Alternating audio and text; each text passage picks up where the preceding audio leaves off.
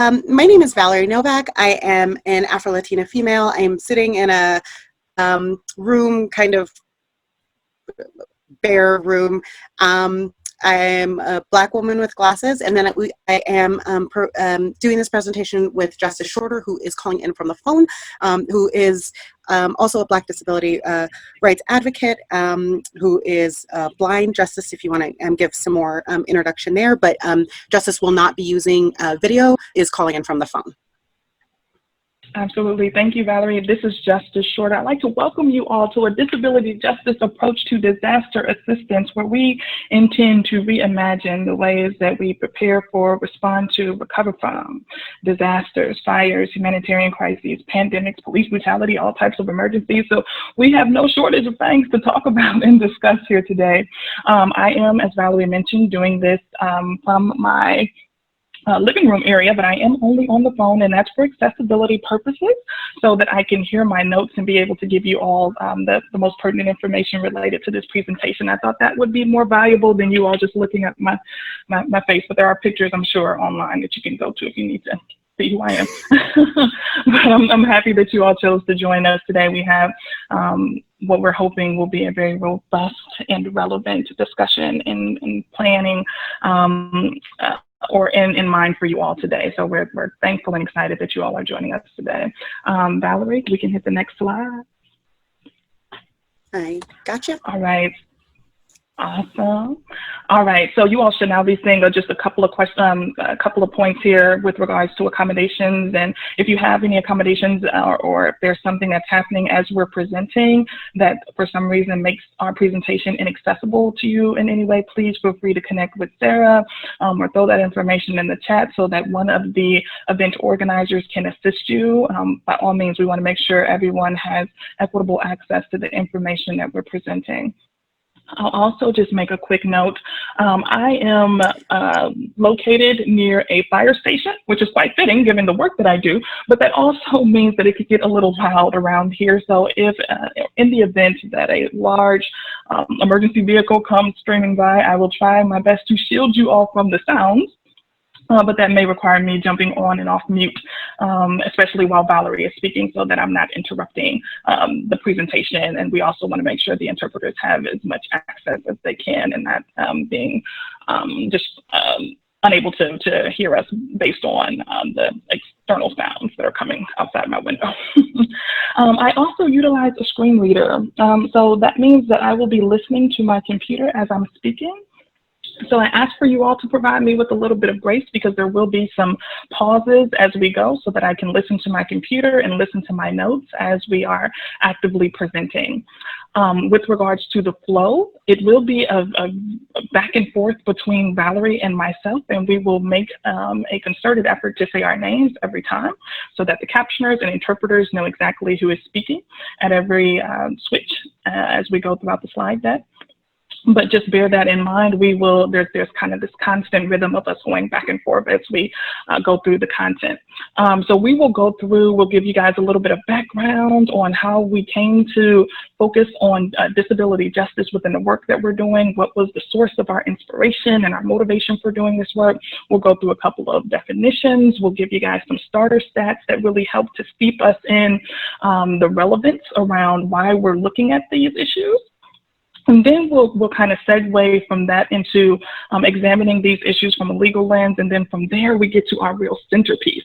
And that is this emphasis on the 10 principles of disability justice. And we'll go through each of those principles. And each principle will be accompanied by a full list of actions to consider. But keep in mind that you do not have to write all of this down. Everything that's on this deck is pretty detailed. And we do that because we don't want folks to feel as if they have to jot everything down. We know that can provide a lot of stress and anxiety. So please don't worry about that as we're going. The deck will be provided to everyone after the presentation, from what I've been told by the summit organizers. With that said, Valerie and I are also quite speedy speakers, so we talk really quickly. We will do our very best to slow down throughout this deck. There is tons of information. We will not go through every single point verbatim, but this deck in and of itself, and this topic in and of itself, could be a day-long workshop or a couple of days long in terms of just the myriad of ways that we can go into the details in different situations and scenarios. But we have condensed that into an hour, and so we will go through the presentation within the first hour here, and then we will leave the last 20 minutes just for you. So if you have questions, if you have points that you want to bring up, please do not hesitate to do so, and kind of keep those things in mind as we're presenting. And then when we get to that last 20 minutes, we will turn our focus entirely to you. So we want to make sure that you guys are engaged and involved as we go. So with that said, I'm going to toss it back over to Valerie, who's going to give you guys a bit more of background information on sins and valid. Valerie? This is very sensitive. Thank you, Justice. This is Valerie speaking again. And I also appreciate, Justice, that you mentioned the speaking, because I didn't want to interrupt you, but we already got one comment saying, can you please slow down for the captioners? So please, if we start speeding up again, send that reminder. We try to be very aware of that, but both of us tend to have a problem with speaking a little too quickly. So as Justice kind of brought up, both Justice and I do emergency management and disability policy work with a justice perspective. We try to always use and implement the 10 principles of disability justice, and we wanted to give credit to that where it's due. These principles were originally created by the art activist group Sins Invalid, which is a group of people, primarily queer people of color with disabilities, of all genders, who work together in art activism in the disability space. Sins Invalid was started by Patty Byrne, Leroy Moore, Leah Lakshmi, and several in the Bay Area, and have put together these really, really great principles of how we can apply disability justice and go beyond kind of the rights framework that we talked about earlier, and really apply some of the work that we do, whether it's in emergency management, employment, healthcare. I know these are all connected, but that we can make sure that we are going just beyond that rights-based approach. And we'll talk a little bit more about why that's necessary as we get into some of our emergency management specific slides. On this particular slide, you see a picture with a blue background of an individual chair user who is doing a dance performance and seems to be hanging from some kind of from the ceiling of some sort. They do a lot of that art activism there, centering these communities. And so we've tried to use some of these approaches from the Bay Area and that are used all over now in emergency management and response asks. And so what we're going to do in this presentation is to go through, like Justice said, each of these principles and how we can, in our work that we do, whether that's in a silk or a SIL, whether you're with a response organization, volunteer, what have you, how you can apply some of these principles to the work that you're doing. Okay, Justice. Awesome. Hi there, this is Justice once again. So we're going to get into that working definition of ableism, and we want to do that because often we'll start speaking about certain things and folks will often ask, hey, what's that word that you just used? Or what do you mean by ableism, or how is that applied? So for the purposes of today's presentation, we're going to use a working definition of ableism that was created by T.L. Lewis. And I'll read it aloud for you now. It is a system that places value on people's bodies and minds based on societally constructed ideas of normalcy, intelligence, and excellence. These constructed ideas of normalcy, intelligence, and excellence are deeply rooted in anti-Blackness, eugenics, and capitalism. This form of systemic oppression leads to people and society determining who is valuable or worthy based on people's appearance and/or their ability to satisfactorily produce, excel, or behave Most importantly, you do not have to be disabled to experience ableism. And that's just a working definition. We want to kind of ground the presentation in that framework. And again, that was provided to us by way of Delilah T.L. Lewis, who we also love. Next slide. Go ahead. Okay. And so that is starter stats. That's over to you, Valerie. Sorry about that, Justice. Valerie. The reason we wanted to start off with that working definition of ableism is a lot of what we're going to talk about between COVID, between the George Floyd uprisings that we're seeing. I think a lot of them with and the ramp water, we're seeing ableism really rear its head in a lot of ways that those of us that are disabled, those of us that have been doing this work have always been aware, but maybe some people tangentially aren't, have never really thought of the way that ableism affects people of deviant bodies, whether or not they're disabled. And I think sometimes we forget that when we do our emergency management law. So we really wanted to lift up TLs because it allows us to think broader about what the effects of ableism are, as not something that only touches people who are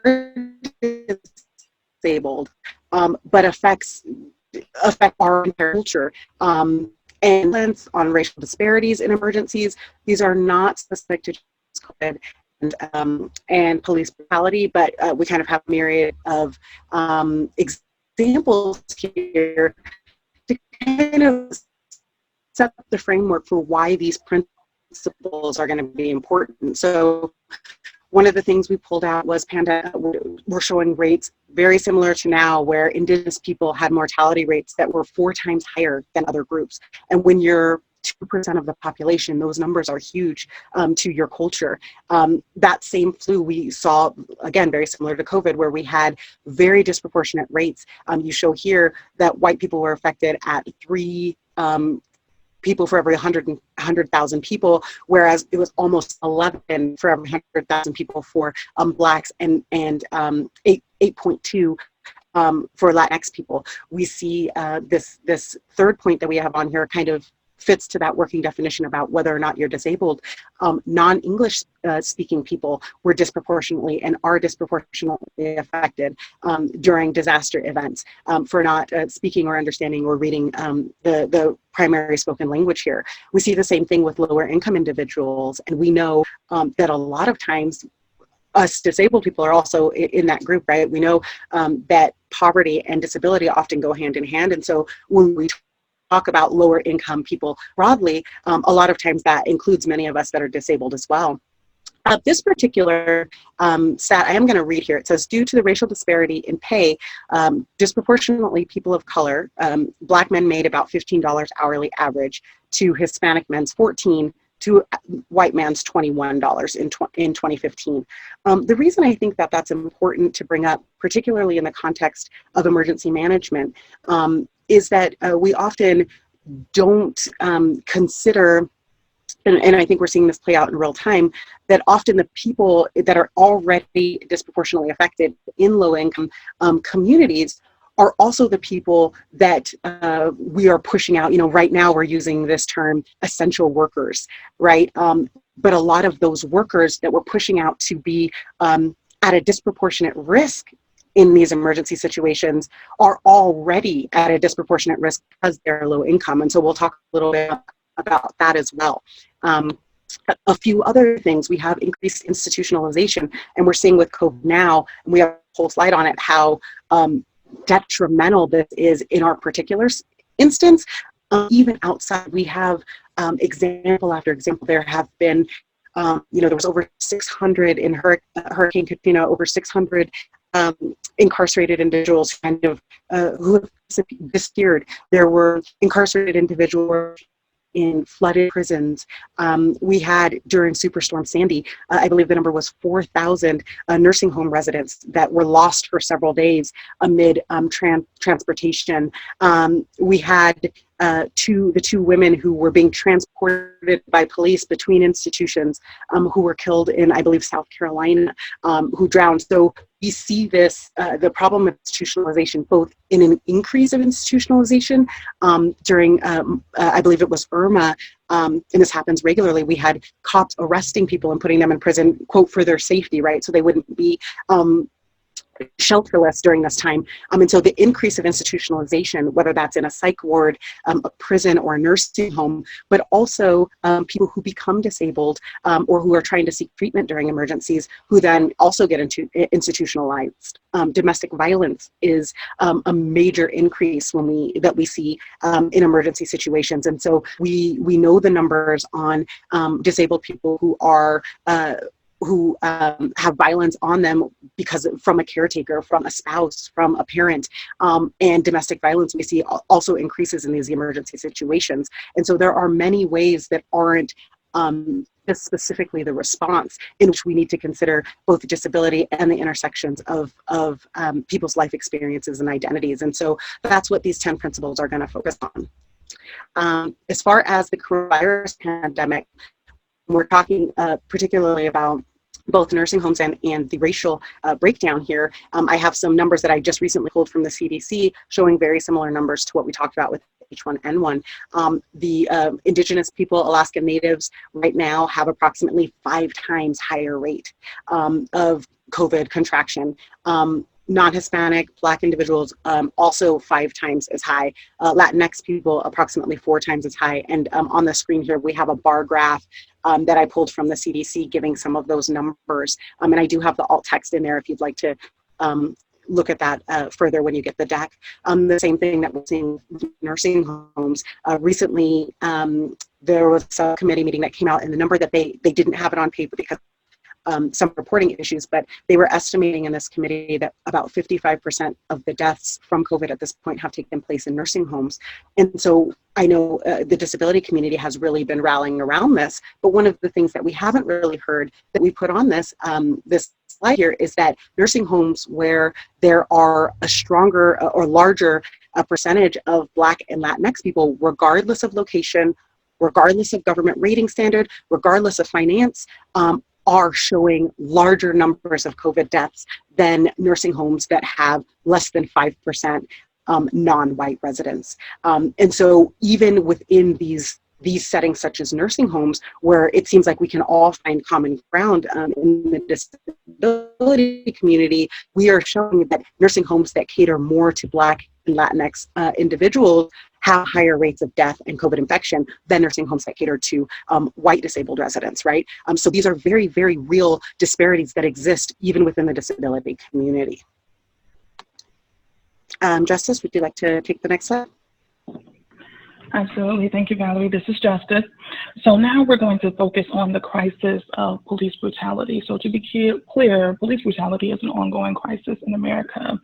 On average, around 1,000 people die as a result of police violence, and that's been the case since 2013 in this country.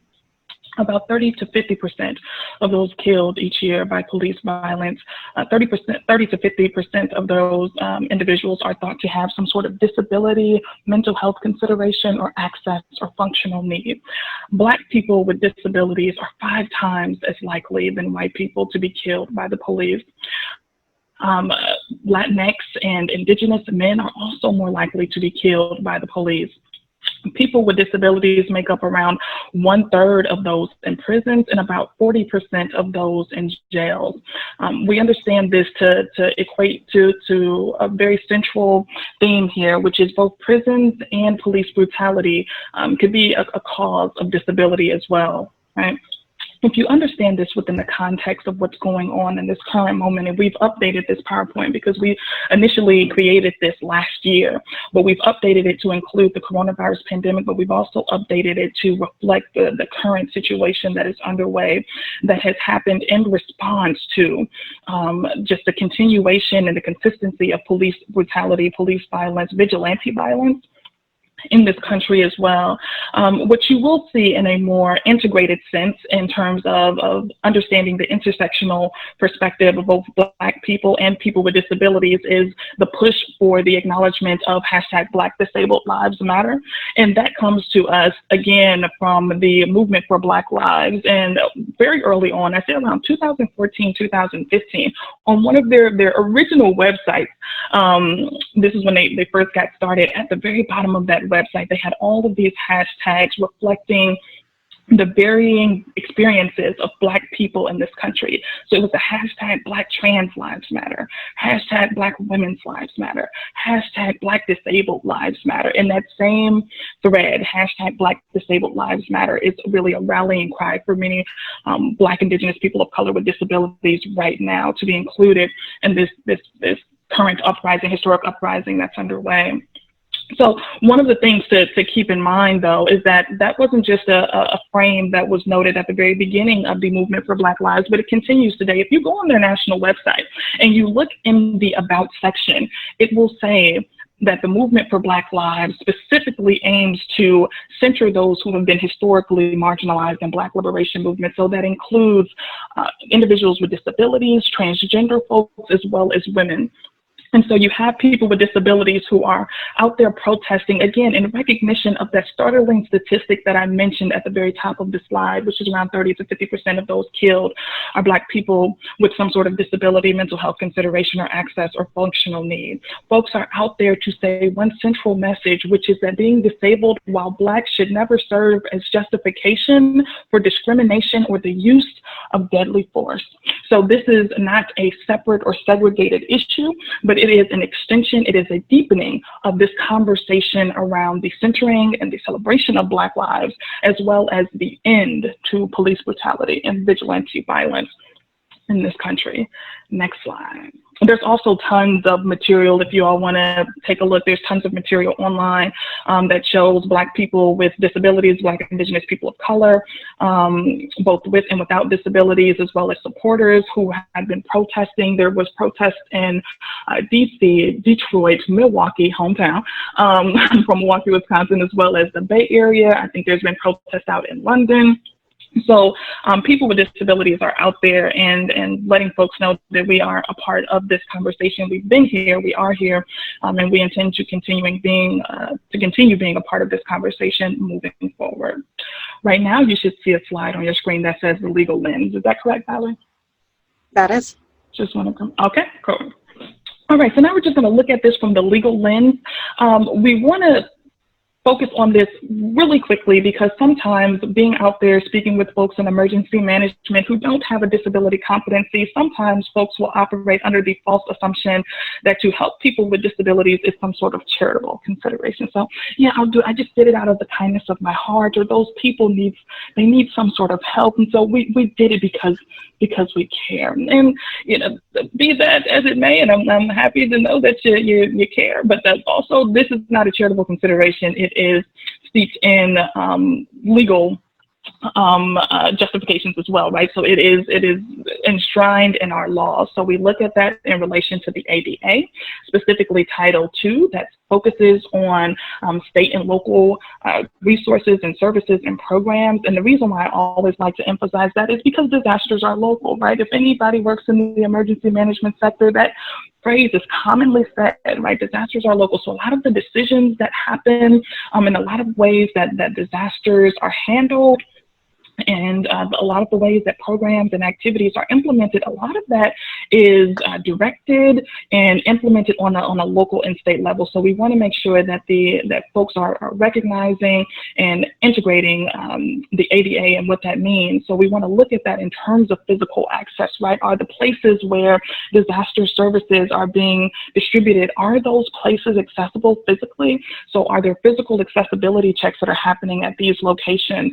If there is some sort of distribution site, are those materials and resources that are being distributed to the public, are they being done in a way that also reaches out to people who can't physically stand in long lines or who can't physically even get down to the location as well, right? Because otherwise you can run into a very slippery slope of discrimination by delay, which is the mindset that we'll handle everything for everyone else, and then we'll get to you people with disabilities later because it takes longer to serve you, right? So we never want to fall into that mindset. So again, understanding this in terms of physical access as well as programmatic access. So understanding that your programs need to be accessible at the beginning, not just at the back end, but trying to make sure that you go into your planning processes with people with disabilities in mind, knowing that if you're serving a population and if you're going into a disaster situation with the whole community in mind, that whole community is certainly going to include individuals with disabilities. So it's not a surprise when we pop up, you know, we're going to be there. So please make sure that that is incorporated into any sort of programs. That means if you are going to have any services, applications, are they accessible? Are the people who are administering those programs, are they well versed on how to work with people with disabilities? Do they have a clear understanding about what the accommodations process is like? Are they made aware of other services and resources that are not operated by the government, but perhaps via nonprofits or religious institutions? There's a lot of folks who kind of step up when disaster happens. And so are they aware of all of the different resources, again, so that they can provide as much information and details around wraparound services to meet all of the needs that a person may have? And then lastly, the component of that in terms of effective communication access, right? So we also want to look at whether or not people who are deaf are receiving information in a timely and efficient manner, and is it the same as what everybody else is receiving? I have been out with individuals who are assisting folks through the disaster recovery process and who are helping them fill out applications for federal assistance, and who have only chosen to read information that they thought was most relevant, right? As opposed to reading the entire letter or the entire document, so that the person who has a disability who had requested their assistance was fully informed and could thus make an informed decision. But instead of that happening, this could very much be blocked or curtailed by someone deciding for them that, well, I know what information is best, I know what information is relevant. When you do that, you fall into the trap of keeping people out of certain programs and services because they may have information about their circumstances that if only they knew all of the different aspects of a program, they could tie into those things, they could get additional assistance, they could get additional supports that's readily available to everyone else. So simply having access to that information and being communicated with fully is absolutely essential. Then, of course, we also want to think about Section 504 of the Rehabilitation Act of 1973. Shout out to Judy Newman, who was on the line earlier. If you have seen Crip Camp, one of the main points and kind of the real crux of the documentary is this central focus on advocacy and pushing for Section 504 and then the rulemaking process so that that could be fully implemented and enacted across the country. And I always liken Section 504 to the Lion King. And I think about Mufasa and Simba on Pride Rock, and Mufasa telling Simba, everything the light touches is your kingdom. I think about that in terms of Section 504. Everything the federal dollar touches must be made accessible for individuals with disabilities. And that gives me a very warm and fuzzy feeling in terms of knowing that that should be the case. But so often we run into barriers in terms of actually implementing those things and making sure that it's being enforced, right? And that also is going to tie into state and local laws where applicable, right? So what's happening on a state level, that there may be additional laws, there may be additional regulations or codes that are in place that could assist with access or impede access in some way. So we just want to be mindful of that. But I look at this legal lens through the perspective of attorneys such as Purvi Shah, who does a lot of work and who kind of was one of the founding members of the framing of movement lawyering. And she mentions that, you know, listen, the law should be a tactic. It is a tool that helps support our wider campaigns and efforts and shifts towards justice, but it is not the end. It is something that we use to make sure that people are able to live a life where they feel as included and where they are as included and as incorporated into society as possible. but that also we get to a point of seeking true and kind of wholehearted and well-rounded and robust justice for folks, right? And that's what we're going to get into today. That's why we're really, really focusing on a disability justice approach to disaster assistance. So yes, the laws may be in place, but we also want to make sure we can use those laws as a springboard to get us towards a more, for lack of a better term, justified place as we move forward with these things. So let's move on to the next slide, where we're going to get into our very first principle. And this principle is intersectionality. There is no better place to start than with Professor Kimberly Crenshaw, who is the creator of this term. And for our purposes now, we'll describe intersectionality as multiple forms of discrimination experienced by historically marginalized groups in particular that overlap or intersect in ways that can interfere with effective preparedness, inhibit efficient response, or impede equitable recovery, right? So let's get into a couple of the actions to consider. As we mentioned before, every principle will be accompanied by an action, and you guys will get a copy of this slide deck, so you'll get a chance to see all of these different actions, and you'll have them at your disposal moving forward. But I'll just kind of go over just a few. So we want to explore how people are impacted by ableism. There's that phrase again that we used at the very top as we defined it through T.L. Lewis's working definition. But ableism, racism, sexism, classism, ageism, homophobia, xenophobia.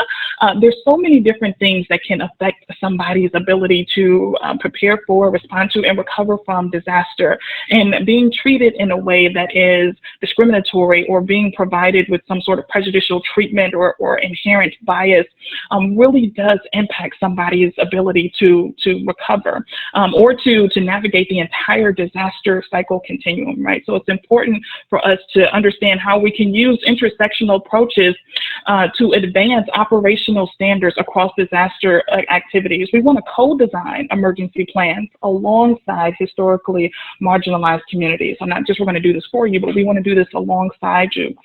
We want to intervene when the intersectional experiences of survivors with disabilities are deemed invalid by those providing disaster assistance and emergency management, or if they're dismissed in some way. We want to acknowledge behaviors like gaslighting and microaggressions, because again, they can have a very detrimental impact on individuals with disabilities. I'll give a very quick example. I was deployed to a disaster in South Carolina several years ago, and there was a young transgender woman who also had mental health considerations who we were working with, and access to her gender affirming medications and resources and medical treatment was just as important as the ability to have access to all of those mental health supports as well. However, I interacted with a few emergency management counterparts that didn't see those elements as important.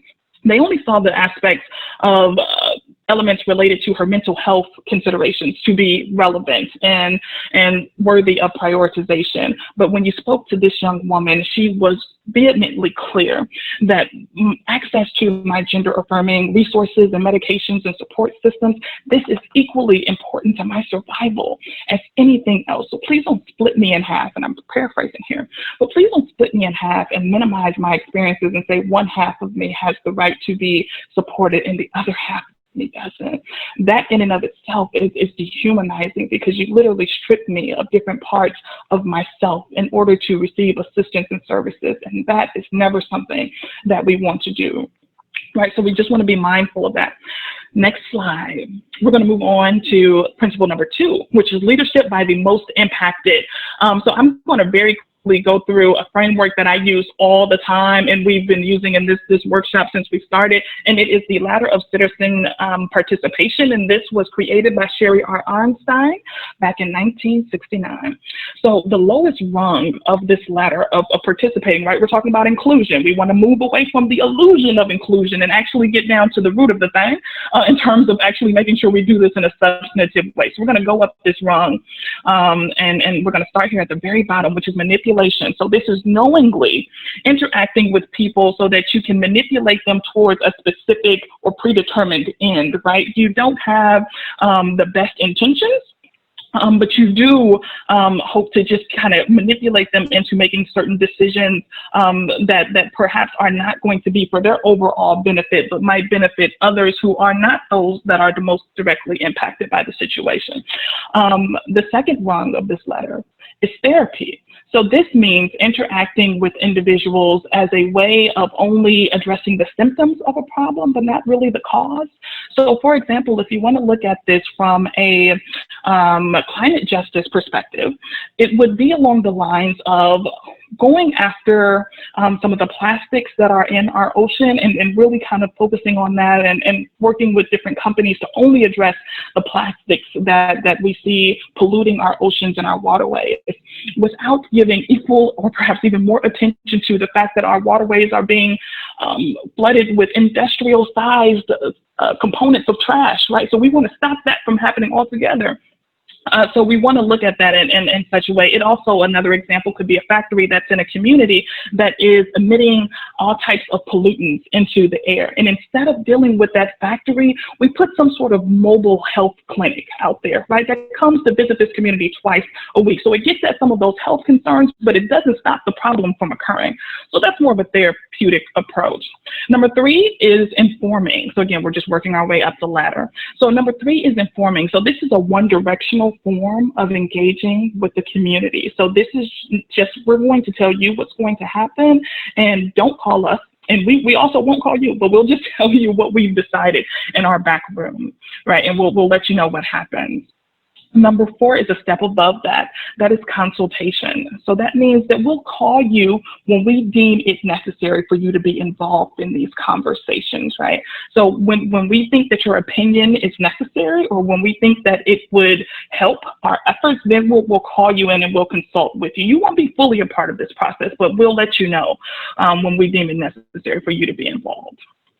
Number 5 is placation.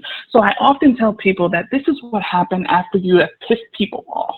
So this is what happens when you typically have people protesting and doing op-eds and appearing at town halls and at city council meetings. Something drastic has happened, and often, unfortunately, sometimes it is something tragic or devastating to a community that has created or stimulated or ignited a reaction that is so fierce that it forces those who are in decision-making positions to do something, to make some sort of change. Although placation can create a window for change, we also have to be careful because it doesn't necessitate a commitment either, right? So we need to understand that sometimes those in decision-making positions will open that window for change because they're being forced to, but perhaps a year or 2 later, they're not necessarily fully committed to it. They just did it because they had to. So if we're trying to look and see continual change or continual process, that may be more difficult to come by because leaders were never in full support to begin with. Number 6 is partnerships. So now we're moving on up a little bit, but understand that not all partnerships are made equal. So sometimes you might get an 80-20 type of situation, a 40-60, but it's not necessarily always equal. So just be mindful of that as we kind of get up this ladder. And number 7 is around delegated power. So now we're having discussions around who is going to do what, who is going to have more authority over what is happening in our communities, right? So we're delegating power to different individuals in the community to make sure that they're a part of the process. And then the last piece here is full citizen control, which means that those who are the most impacted have the majority say and stake in what happens and what goes on. So that is the ladder of citizen participation. Sometimes people will cut this out and put it on the wall or kind of use it when they're having conversations with other either governmental entities or nonprofit groups who say, yes, we include people with disabilities, or, yes, we include minorities and marginalized populations. And they kind of go through the ladder as people are describing their programs. And they're like, it kind of sounds like informant, or that kind of sounds like consultation. It doesn't necessarily seem like we're going as high as we can possibly go because we can always do better. Next slide. And I'm not going to go through all of this in super detail because I spent a lot of time on the ladder. I will just say we want to appoint people who are the most impacted to leadership positions. We want people to be able to show up as decision makers, not just storytellers. And this is important because often people with disabilities will be brought on stage, share your story, tell people what happened, and then we'll go back and our boardrooms and in our conference rooms, and we'll make decisions about what is going to be best for your life moving forward, as opposed to understanding that these individuals are not just passive recipients of assistance, but they can also be proactive change makers if we provide the proper supports. And to do so, we must also be aware of some of the things that could be barriers for people's participation. And that includes things like the absence of childcare, the absence of transportation, the timing of it, whether or not accommodations are readily available. All of those things can very much inform or determine whether or not somebody is going to be able to participate. With that, I'm going to pass it back over to Valerie.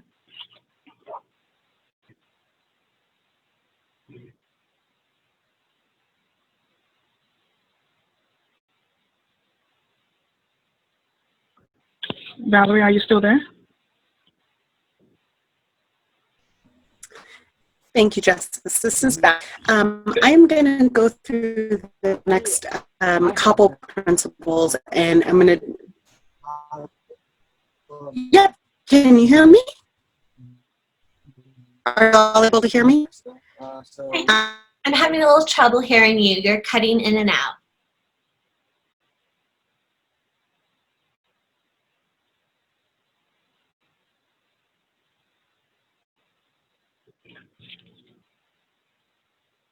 So Sarah, I'm wondering if it would help if you also perhaps called Valerie like you called me, so that her audio is clear, and maybe she could mute on her computer side so we're not doubling up on the audio.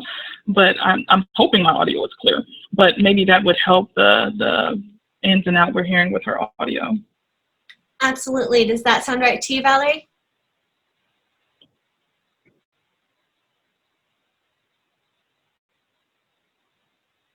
I'm just going to switch over to the screen share on my computer so we can still view the slides.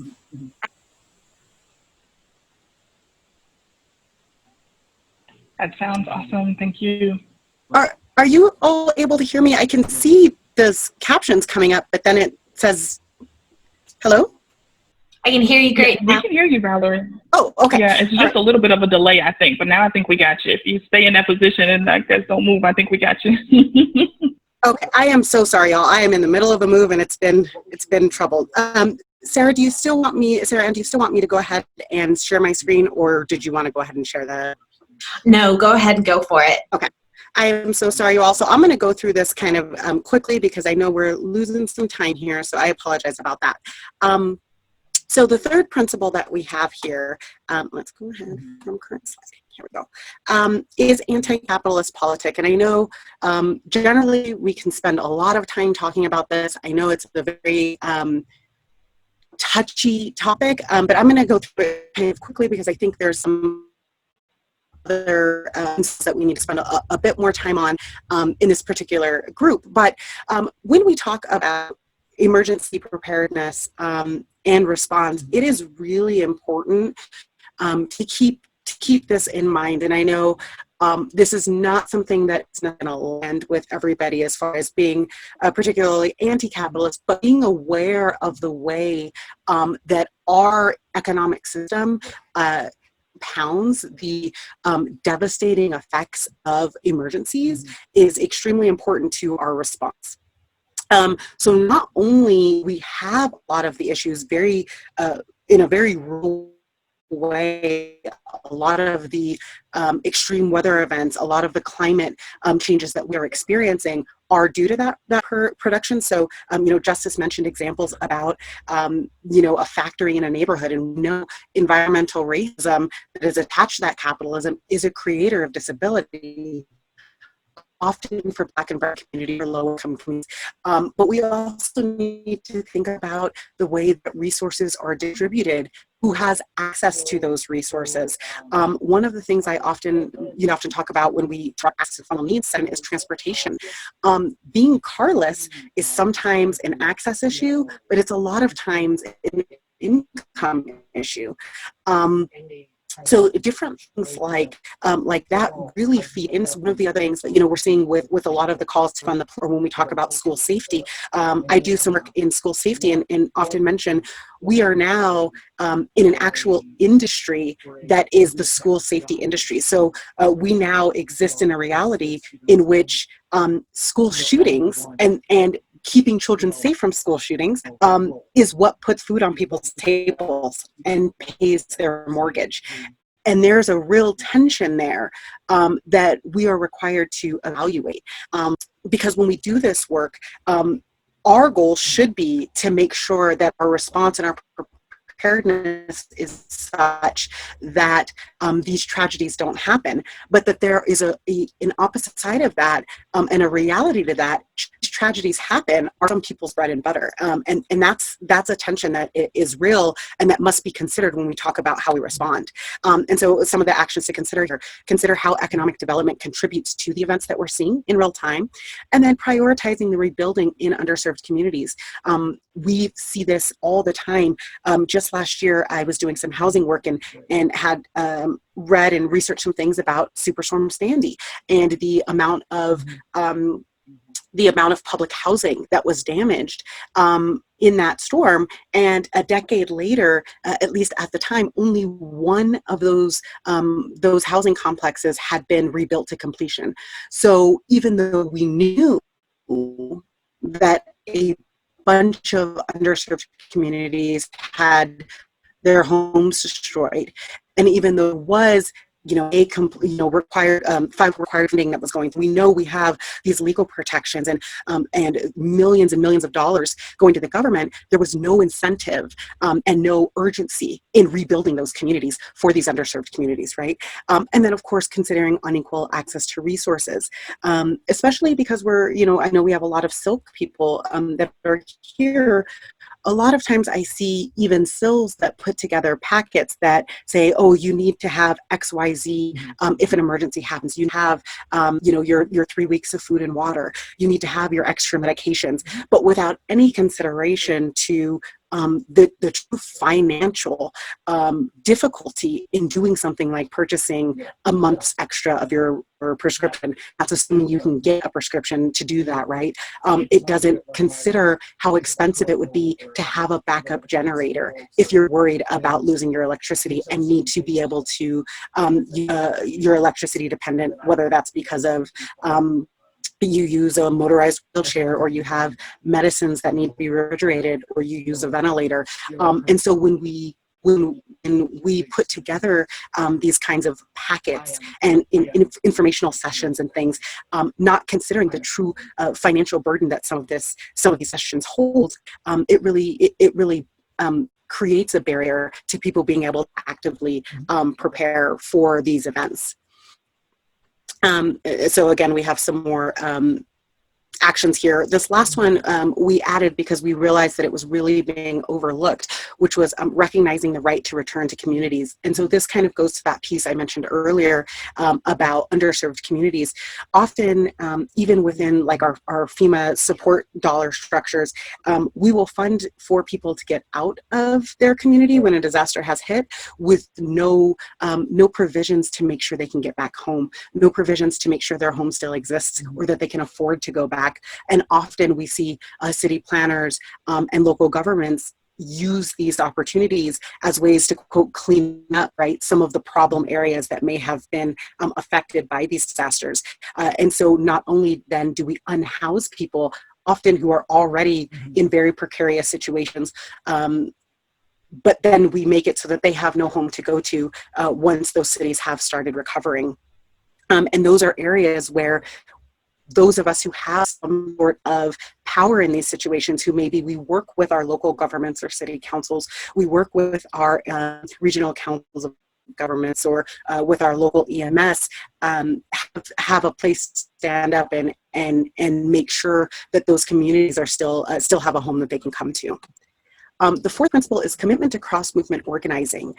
Generally, this one really gets lost. I do have a background working in a SIL, and even within the SIL network, I was really surprised at how rarely our SIL would partner with a SIL in another state to get something done, even though I lived 2 miles from the state border. We had another SIL in a different state 45 minutes away. Or how rare it was to see our Silk or some of our SILs partner with maybe our area office on aging on something. Not to say that it didn't happen, but it wasn't necessarily the foundation of the work we do, despite the fact that we know disabled people aren't only disabled, right? They fit into all of these other categories and all of these other areas in which work is also being done. One of the examples I often give, because it just always seemed kind of an obvious answer to me, was transportation. So many people benefit and use public transportation, whether you're an environmentalist, whether you're somebody who income, whether you're somebody who lives in a dense urban area, or somebody with a disability. Yet we don't often see that when we, the disability community, is going to hold a transportation conference, that we're reaching out to those other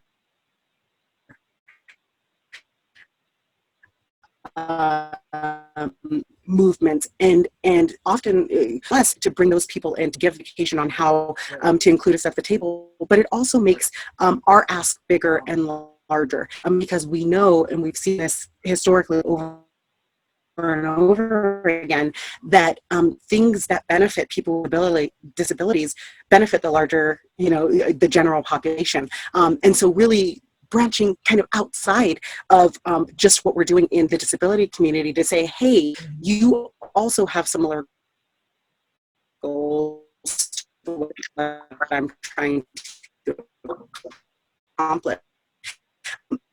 That not only helps us have a stronger impact, recognize the people that come to us for service are not, but they're,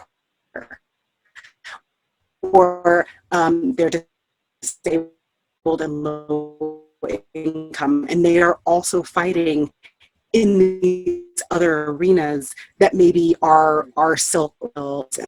So this slide is just kind of more organized.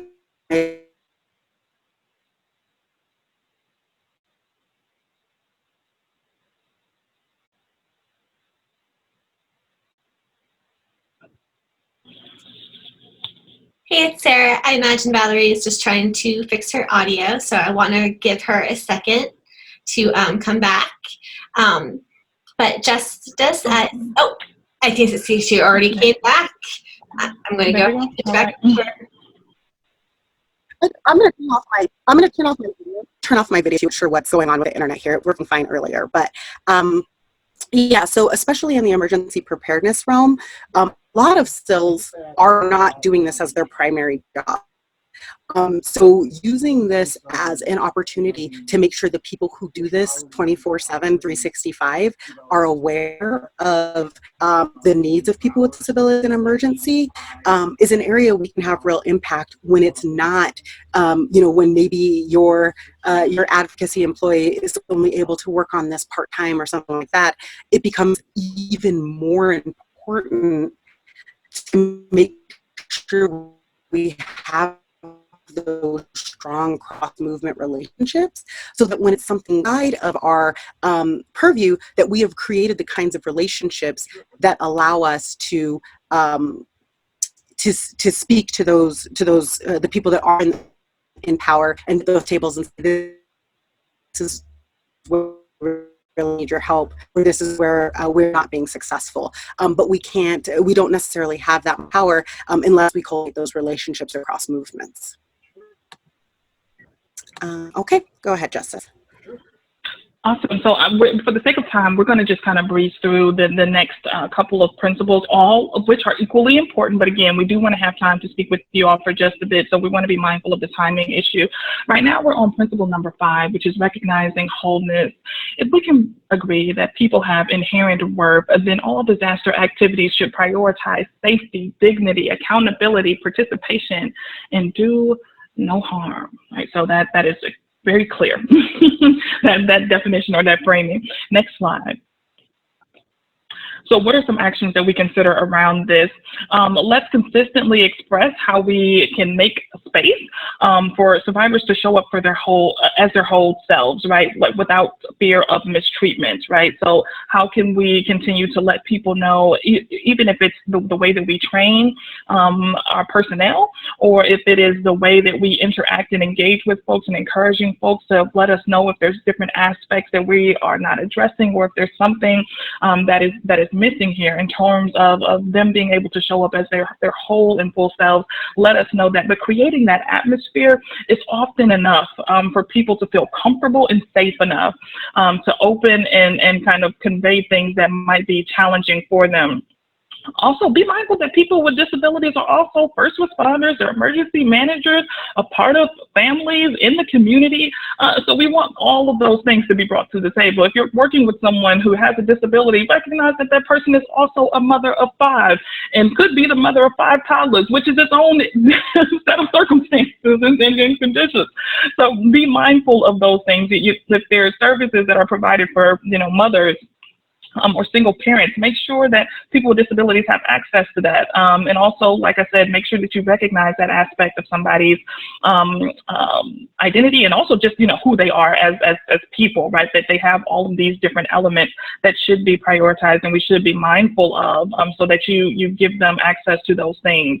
We need to see people with disabilities as, parents, as individuals with jobs, individuals without jobs, as individuals who are in school, individuals who are not, people who are in graduate programs or in law school. So we want to be mindful of just all of those different components, and how can we create recovery systems and mechanisms that support individuals being able to get back to, if not back to, in an even better place than where they were prior to a disaster taking place. We also want to look at the professional and experiential expertise that people have to bring to the table. So we don't want to just see or overvalue, overcalculate work experience in relation to lived experience. And I've seen this happen multiple times, more than I care to count, whereby the lived experiences of a historically marginalized population have been discounted or diminished in favor of individuals who had a degree behind their names, or individuals who had the accolades of working for a big organization or agency. And we don't want to do that, because the first thing I will tell you is that I've been Black all my life. And the experiences that come with that very much make me an expert in just having that lived experience on some of the things that are related to kind of some racial components that I deal with, right? And that doesn't go to say that every person would want to kind of openly advocate for certain issues, or every person who is a part of a historically marginalized population wants to be directly associated with being the advocate or the activist or the representative for said issue. But we do want to provide space and recognition for those lived experiences, and we don't want to overshadow that by saying, well, somebody has a degree in blindness, and that's wonderful, and I'm sure it's phenomenal. I'm sure that there are things that I can learn from that person, but also understand that I have worth as a woman who is also blind. Right. Next slide. Principle number 6, sustainability. So we want to sustain the move towards preparedness and recovery in a way that centers people, communities, and body-mind needs. That's really the way that we're going to get towards more effective emergency management, right? So we can't just see these as sidebar issues, right? We're going to focus on the roads, we're going to focus on the homes, we're going to focus on structural changes, but not looking at how those things directly impact people and how they impact communities and how they impact people's bodies and their minds together, right? So looking at that in terms of people's mental, spiritual, emotional health, physical health, all of those things are important to consider. Next slide. So a few actions to consider, shape sustainability plans in relation to the physical, emotional impact that disasters have on people in their communities. You want to mobilize mitigation activities in ways that help us make connections between climate justice and disability justice. Valerie already spoke about environmental racism and kind of the impact that it's had on people and communities. And we want to ensure systemic change change by embedding them and developing or embedding intersectionality into all of our processes, our plans, and our policies, rather than that just being kind of a one-off, one-time deal. Understand that resilience is rooted in representation, right? So we also just want to be clear on who is defining what sustainability looks like. Who is defining what success looks like? Are we just looking at a list and saying, well, we did this, we did that, we brought this big box store back, and now this community has recovered, or this equates to success for this community? Is that some sort of predetermined calculation or synopsis of what success looks like for a community? Or is that success deeply associated with what a community deems to be a successful recovery? For example, you can have, with regards to Hurricane Katrina, a lot of the construction took place, but you talk to a lot of people in those communities and they're telling you success, to me, sounds like the musicians being back on the streets, right? And being able to participate in the second line and having our people back out here having the culture. That's what success looks like to me. So yes, we want to focus on the construction efforts, but also do not diminish or ignore or invisibilize my culture. Like that's what success looks like to me. You may have folks in small towns who will say, yes, thank you for bringing the Walmart and the Target back, but we also care about our diners.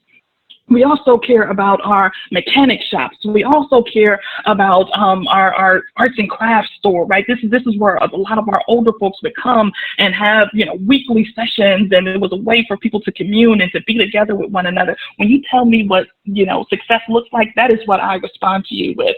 Success looks like all of those factors to me, the things that are central for my community to kind of live and thrive and sustain themselves on. So recognize that as a real pillar of success and sustainability for us, because that's how we define it, right? So you want to make sure that we center that. And now we're moving on to principle number 7. So that's back over to you, Valerie. Thank you, Justice.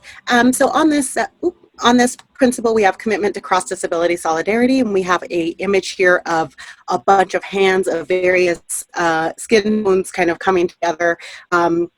So this one is very similar to the cross movement organizing, and I know a lot of, our SILs are supposed to be cross disability, but I think it's still important to kind of remind ourselves that disability isn't a monolith, and realistically, when we look back at that legal lens part, that we all know, but things like 504, things like ADA are wonderful for what they do, but they are not the end all be all, and they are not comprehensive to the needs that all disabled people have and could benefit from.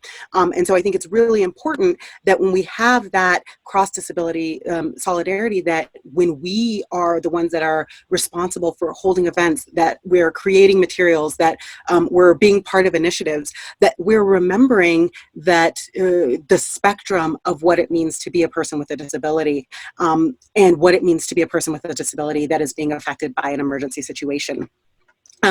This might mean, and often does mean, partnering with disability specific organizations outside of what we do, kind of like what Justice was mentioning as far as lived experience.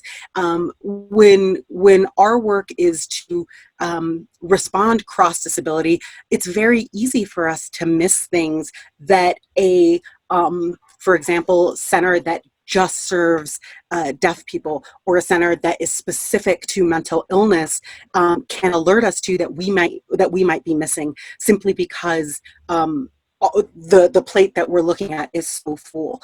So it's really, really important to remember that while that we do, our intent is to serve people with any kind of disability, and sometimes that's going to mean that in order to be the most effective, we need to reach out outside of ourselves, and that people, I think the other part of this when we talk about recognizing cross-disability is that emergencies are a creator of disability. And so part of that response and part of that preparedness is us, particularly if we're in SILs or part of SILs, to prepared for how to welcome and educate newly disabled people who are now in our community and weren't before, especially recognizing and being aware of the massive amount of stigma around disability in our country, that we are prepared to take with open arms and information and create home and space for the people who have been disabled because of these emergency situations, who are brand new to this and have no idea what to expect, and maybe have only ever experienced kind of on the other side this ableism that they've perpetuated, or stigma, and looking at what the rest of their life looks like, and aren't very excited about it because of this stigma, and have no idea where to begin. I think when we often think about response and preparedness, particularly for people with disabilities, we skip that a lot, and skip making our response, part of that response, addressing the people who were not disabled yesterday and are today. Okay, so I'm going to go on to the next one, which is interdependence. And this, we know, is the foundational part of why we have SILs. When we talk about Ed Roberts and we talk about the Bay Area, we know that centers for independent living were built on a principle that we all depend on each other and need to depend on each other. And so recognizing that, we know that no SIL, no person, no board of directors is independent, and the outcomes and the things that we do when it comes to emergency management will affect other people, whether or not they are disabled.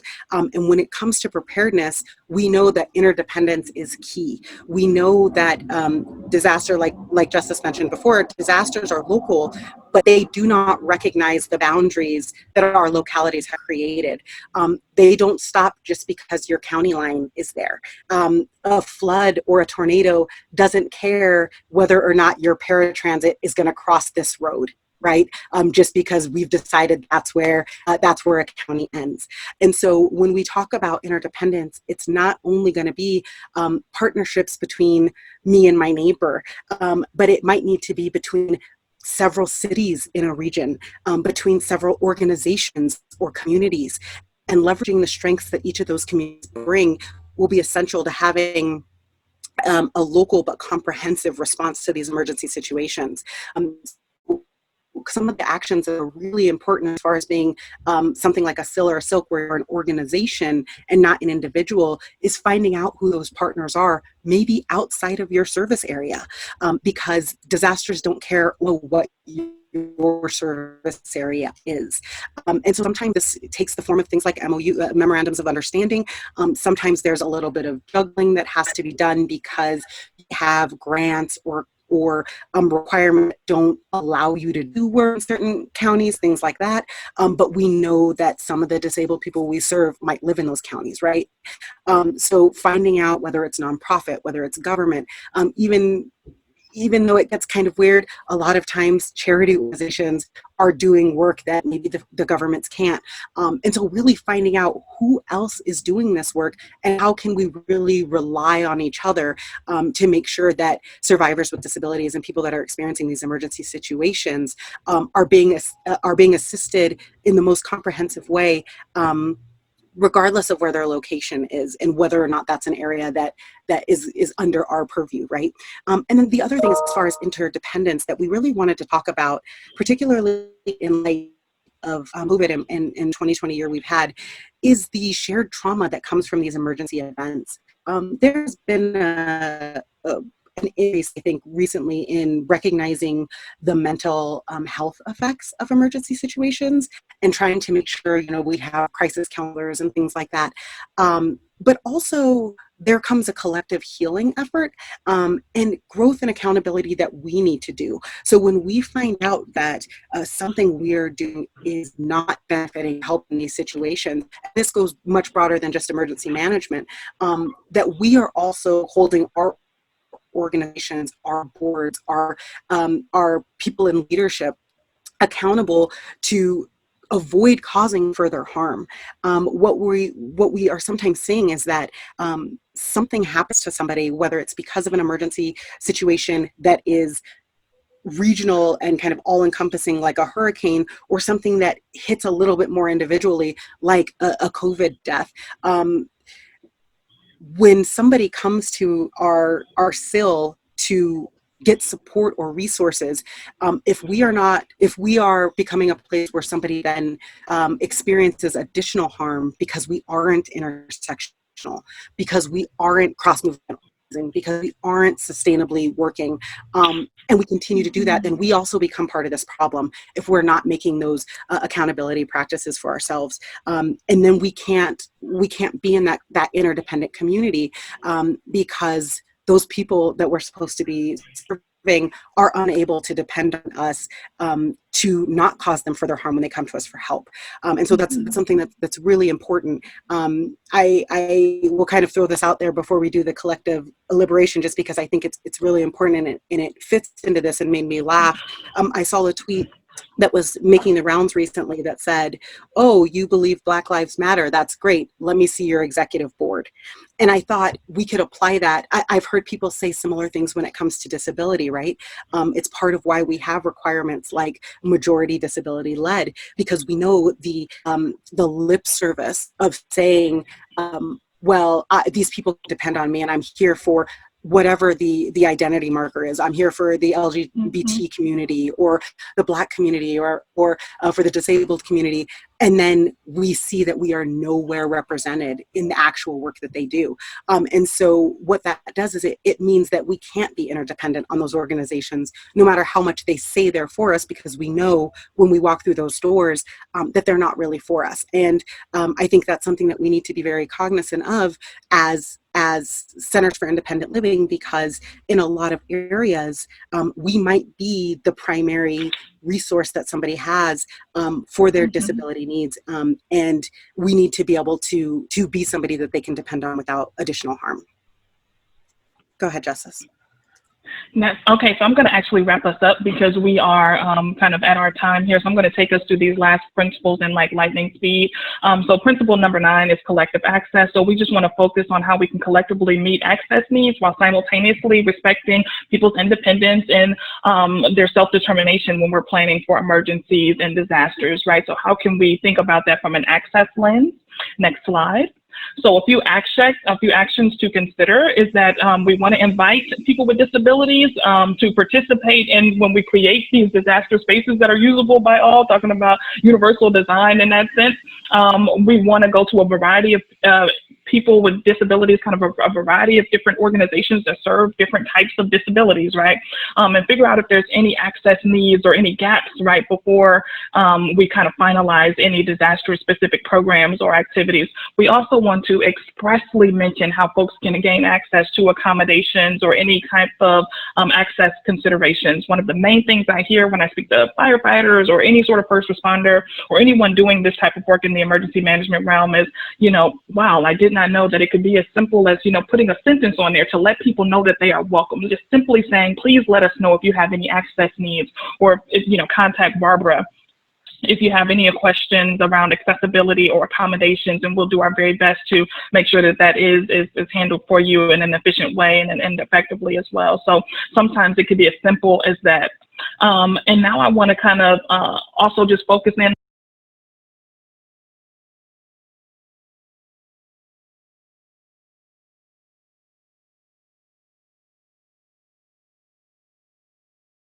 Sounds like we lost Justice. I'm going to give it just a second to see if we get her back.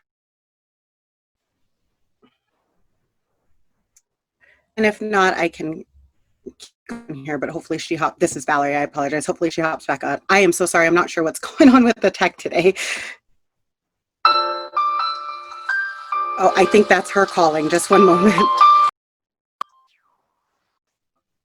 Thank you for bearing with us. We're all dealing with adjusting to working from home and using all these cool new tools. So we will conclude in just a second with this presentation. I'm going to go ahead and do Principle 10. Sarah, I don't know if you're able to give Justice a call again, but the last principle we have is just collective liberation, which is the goal of all these principles, right? And so when we can apply these 1 through 9 principles, we can then get to a point where everybody is getting the service they need in a collective and whole way that they need, for an end in which we are all able to be better protected and more quickly responded to in these emergency situations, because we do know they will happen, particularly weather events. that's not necessarily something we can completely stop, but what we do have control over is when, how, and in what method people get the services and the supports that they need in those situations. And so our proactive work, doing things like this Partners in Preparedness Summit, learning ways to address emergency preparedness in these ways that implement some of these principles, allow for a liberation and a freedom of our people that often currently ends in tragedy. So we're going to quickly go end there. We have some contact information here for you.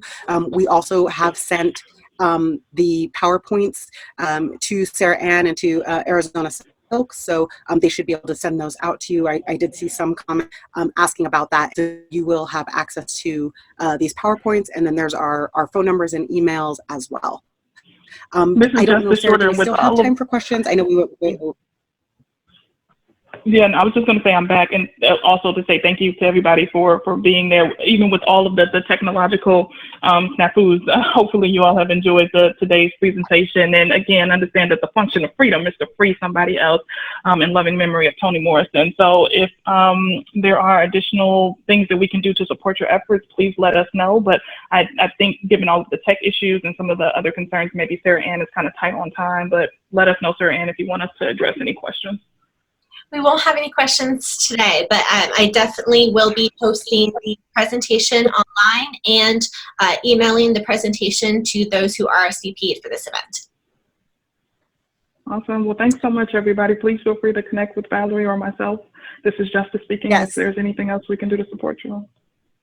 Yes, this is Valerie. Thank you again. It's great to be on a panel on an agenda that also has Judy Heumann, which is amazing. I've seen a lot of comments. I just want to throw this out really quickly. A lot of comments on rural stuff.